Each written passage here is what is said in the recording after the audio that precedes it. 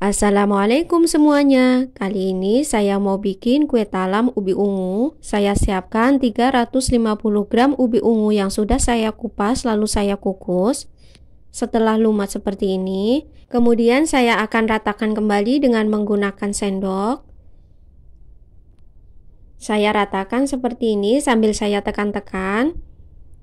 Setelah dirasa sudah halus, selanjutnya akan saya tambahkan setengah sendok teh garam, 150 gram gula pasir,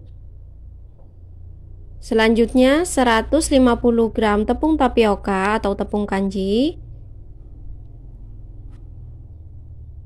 Lanjut saya tambahkan 50 gram tepung beras. Supaya hasilnya lebih harum, saya tambahkan 1 saset vanili bubuk.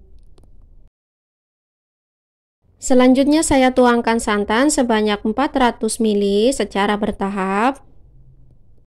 Lalu saya aduk hingga tercampur.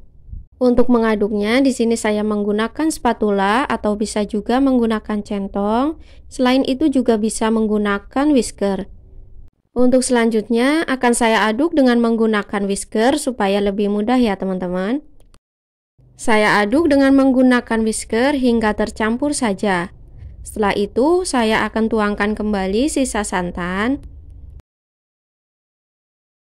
Setelah sisa santan saya tuangkan, selanjutnya saya aduk kembali hingga tercampur saja.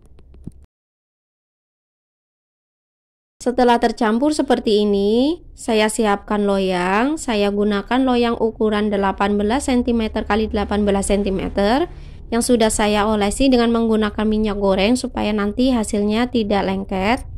Saya tuangkan sambil saya saring seperti ini, lalu saya tekan-tekan jika ada ubi ungu yang masih bergerindil. Saya tekan-tekan supaya tersaring menjadi lebih halus. Setelah tersaring, kemudian saya tuangkan sisa adonan, kemudian saya tekan kembali dengan menggunakan spatula hingga semua adonannya tersaring. Sebelumnya saya sudah panaskan terlebih dahulu kukusannya, jadi ketika kukusannya sudah mendidih, kita tinggal letakkan saja atau kita kukus saja adonan pertama. Setelah semua adonan selesai saya saring, langkah selanjutnya saya hentakkan perlahan seperti ini supaya mengurangi endapan udara di dalam adonan. Lanjut saya kukus dengan menggunakan api sedang selama 20 menit. Untuk penutup kukusannya, saya lapisi dengan kain supaya tidak ada air yang jatuh di atas adonan. Sambil menunggu lapisan yang pertama kita kukus, selanjutnya kita siapkan lapisan yang kedua. Saya butuhkan 40 gram tepung kanji atau tepung tapioka. Kemudian saya tambahkan 60 gram tepung beras. Selanjutnya saya tambahkan 1/4 sendok teh garam. Kemudian saya tuangkan santan sebanyak 300 ml secara bertahap sambil saya aduk. Setelah tercampur, kemudian saya tuangkan kembali sisa santan sambil saya aduk hingga tercampur rata. Untuk teman-teman yang baru bergabung di channel ini, jangan lupa subscribe ya. Bagi yang sudah subscribe, saya ucapkan terima kasih. Nah, jika sudah tercampur merata seperti ini, selanjutnya akan saya saring supaya tidak ada adonan yang bergerindil. Saya siapkan wadah, kemudian saya saring lapisan yang kedua. Jika masih ada adonan yang masih bergerindil, saya tekan dengan menggunakan spatula atau whisker. Setelah adonan lapisan yang kedua selesai saya saring, kemudian saya aduk kembali supaya tidak ada endapan tepung di bawah adonan. Setelah 20 menit kemudian, saya buka penutup kukusannya, saya tuangkan lapisan yang kedua. Sebelum saya tuangkan, saya aduk kembali untuk memastikan tidak ada tepung yang masih mengendap di bawah adonan. Saya tuangkan perlahan di atas lapisan yang pertama.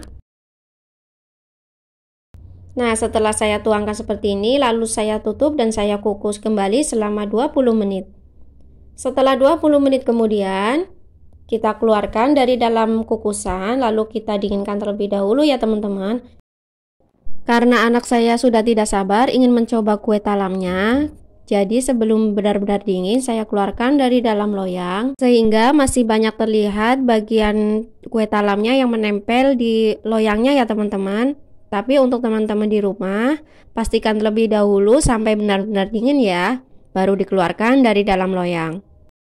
Setelah kue talamnya saya keluarkan dari dalam loyang, lalu saya potong. Untuk memotongnya sesuai selera saja ya teman-teman. Ketika kita memotong kue talam, untuk pisaunya jangan lupa diolesi dengan minyak ataupun dibungkus dengan plastik seperti saya supaya tidak lengket ya. Nah, ini hasilnya sangat empuk dan kenyal sekali. Sekian dulu video kali ini, semoga resep ini bermanfaat. Bagi teman-teman yang belum subscribe, jangan lupa subscribe, like, share, komen video ini. Sampai jumpa lagi di video selanjutnya. Wassalamualaikum.